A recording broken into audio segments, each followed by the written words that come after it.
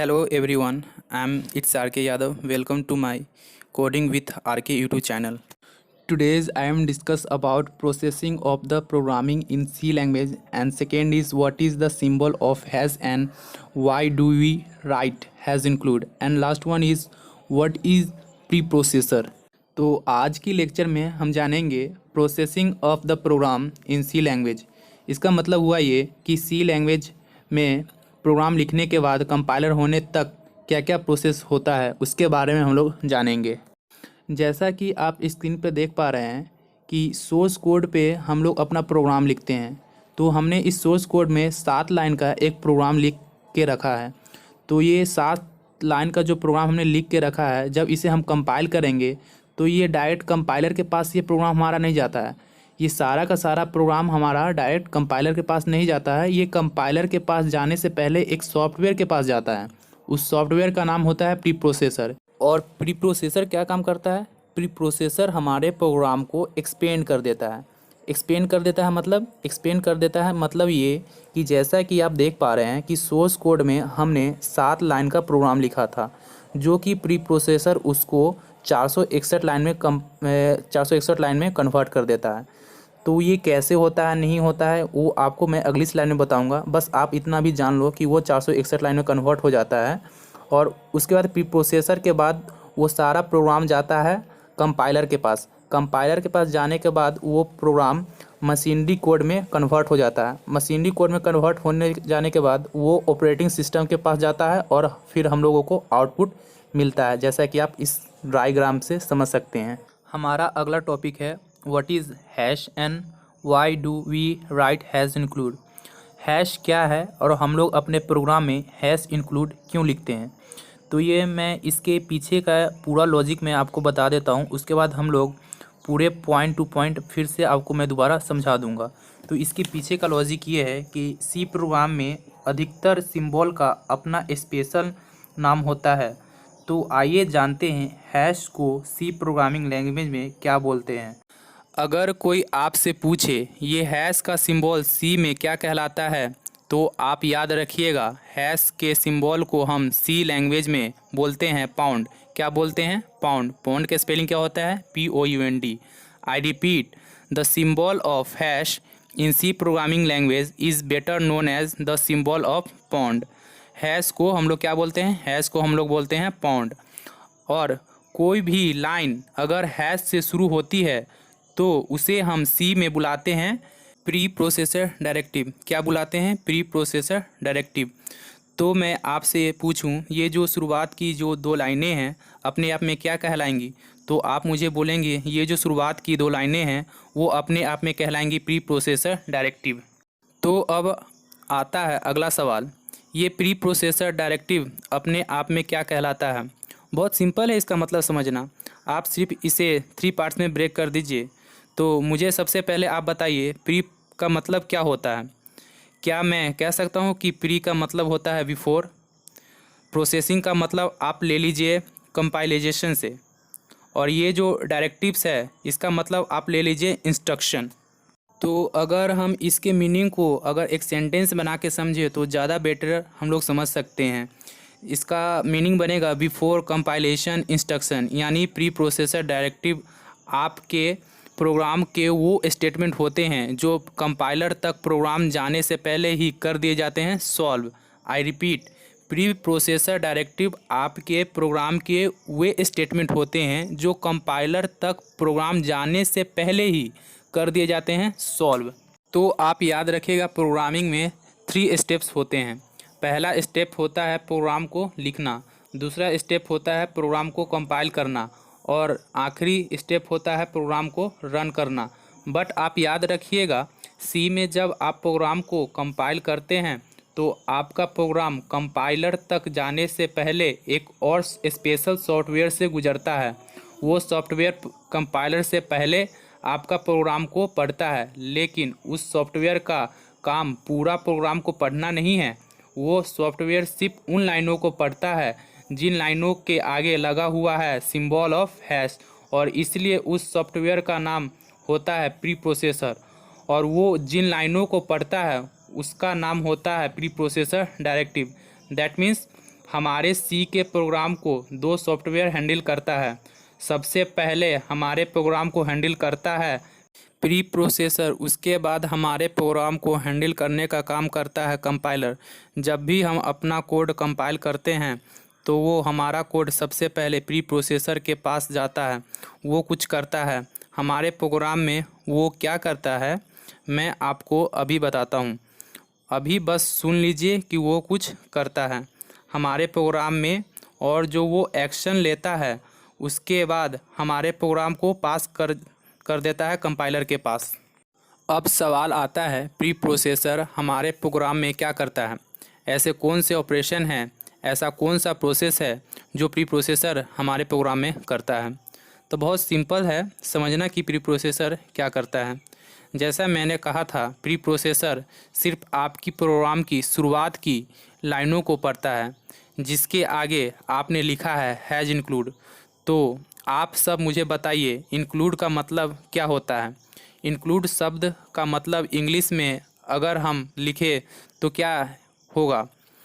मैं कह सकता हूँ इंक्लूड का मतलब होता है अटैच करना या जोड़ना या कंबाइन करना।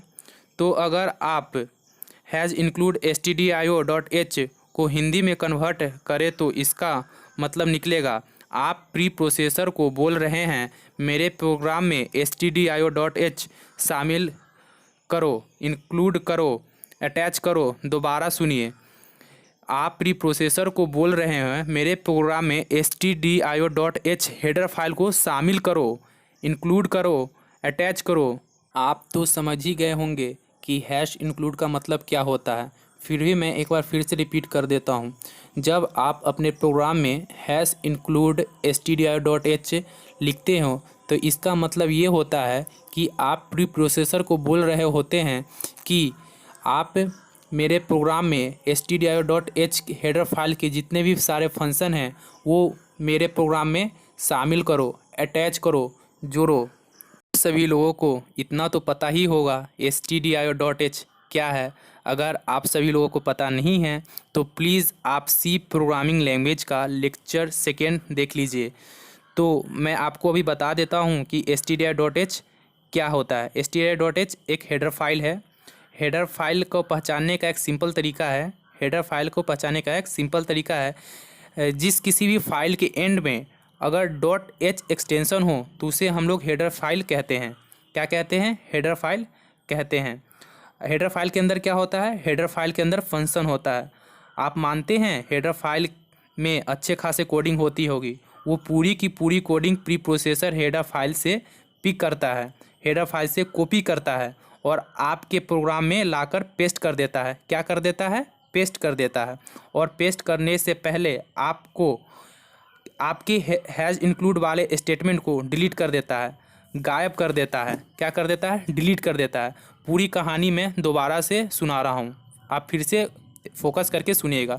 जब आप अपने प्रोग्राम में हैज़ इंक्लूड stdio.h लिखते हैं तो आप प्री प्रोसेसर को बोल रहे हैं मेरे प्रोग्राम में stdio.h हेडर फाइल को शामिल करो। प्री प्रोसेसर आपके कंप्यूटर से इस हेडर फाइल को उठाएगा, इसके अंदर के सारे फंक्शन को कॉपी करेगा और जहां आपने अपने प्रोग्राम में लिखा है हैज़ इंक्लूड stdio.h, इस लाइन को डिलीट करके, इस लाइन को रिमूव करके इसकी जगह पे stdio.h की पूरी कोडिंग को पेस्ट कर देगा। क्या कर देगा? पेस्ट कर देगा। आज के लेक्चर में हमने सीखा सी प्रोग्रामिंग के प्रोसेस के बारे में, हैश के नाम सीखा कि सी प्रोग्रामिंग लैंग्वेज में हैश का क्या नाम होता है। हमने हैज़ इंक्लूड के बारे में सीखा कि हैज़ इंक्लूड का क्या काम होता है, क्या होता है हैश इंक्लूड। फिर हमने सीखा प्री प्रोसेसर क्या होता है, प्री प्रोसेसर का क्या काम होता है, ये सारे के चीज़ें के पीछे का क्या रीज़न है, मैंने आपको वो सारे के सारे क्लियर कर दिए।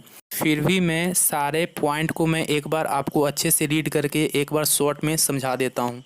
तो हमारा फर्स्ट टॉपिक का फर्स्ट क्वेश्चन है, what is the symbol of hash called and why do we write hash include. इसका मतलब हुआ ये कि हैश सिंबल को हम लोग क्या कहते हैं और हैज़ इंक्लूड हम लोग अपने प्रोग्राम में क्यों लिखते हैं। तो इसका जवाब है the symbol of hash in C plus plus is called as pound and any statement of our program which begins with hash preprocessor directive. इसका मतलब ये हुआ कि हैज़ सिंबल को हम लोग सी या सी प्लस प्लस में उसे पॉइंट कहते हैं, और जब कोई भी स्टेटमेंट अगर हैज़ से स्टार्ट होता है तो उसे हम लोग प्री प्रोसेसर डायरेक्टिव कहते हैं। क्या कहते हैं? Preprocessor directive. हमारा दूसरा पॉइंट है these preprocessor directives are special statement which are not evaluated by the compiler, rather they are evaluated by the special software built into the C language which called as the preprocessor। इसका मतलब ये हुआ कि जो preprocessor directive होता है वो compiler उसको रीड नहीं करता है, उसको रीड करने के लिए एक सी में ही एक सॉफ्टवेयर होता है जिसका नाम होता है प्रीप्रोसेसर, तो उसे प्रीप्रोसेसर रीड करता है। हमारा अगला पॉइंट है this preprocessor reads our programs before the compiler and only handles those lines which begins with the symbol of hash.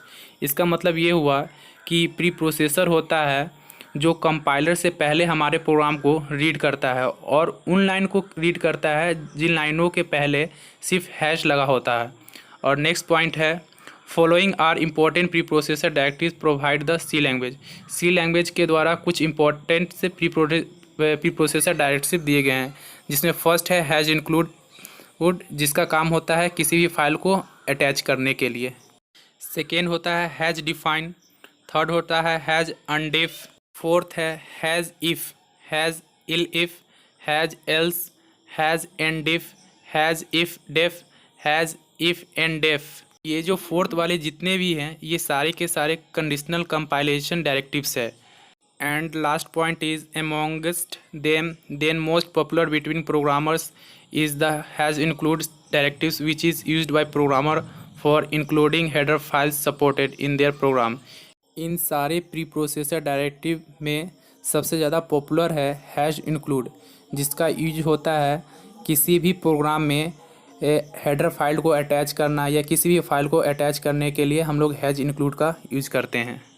हमारा अगला क्वेश्चन है whenever the preprocessor reads a hash include directives in our program then it take the following steps. इसका मतलब ये हुआ कि जब preprocessor hash include directives को रीड्स करता है तो ये नीचे दिए गए स्टेप्स को फॉलो करता है, जिसका फर्स्ट स्टेप है it reads the header file name given in angular bracket and located that file in our computer. इसका मतलब हुआ ये कि जो एंगुलर ब्रैकेट में जिस हेडर फाइल का नाम लिखा हुआ है वो हेडर फाइल को वो कंप्यूटर में ढूंढता है।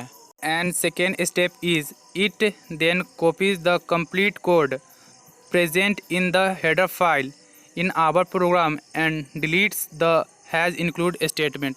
इसका मतलब ये हुआ कि जब प्री प्रोसेसर हमारे कंप्यूटर में हेडर फाइल को ढूंढ लेता है तो हेडर फाइल को ढूंढने के बाद उसमें इसके सारे कोड को वो कॉपी कर लेता है और कॉपी करने के बाद हैज़ इंक्लूड वाले स्टेटमेंट को वो डिलीट कर देता है। हमारा थर्ड स्टेप्स है due to this number of lines in our program are increased and a separated copy of our code gets creates which is called as expanded source code. इसका मतलब ये हुआ कि जब हम हेडर फाइल्स की सारी कोडिंग को जब कॉपी करके उसको पेस्ट करते हैं तो जो हमारा प्रोग्राम 7 लाइन का था और जब हेडर फाइल्स की सारी कोडिंग को हम पेस्ट करते हैं तो वो हमारा प्रोग्राम 461 लाइन का आसपास हो जाता है। तो इसका मतलब ये हुआ कि जब वो जो 7 लाइन का था वो 461 लाइन की हो जाती है, मतलब उसकी एक दूसरी कॉपी बन जाती है जिसे हम लोग एक्सपेंडेड सोर्स कोड कहते हैं। हमारा अगला पॉइंट है this expanded source code then goes to the compiler which convert it the machinery code.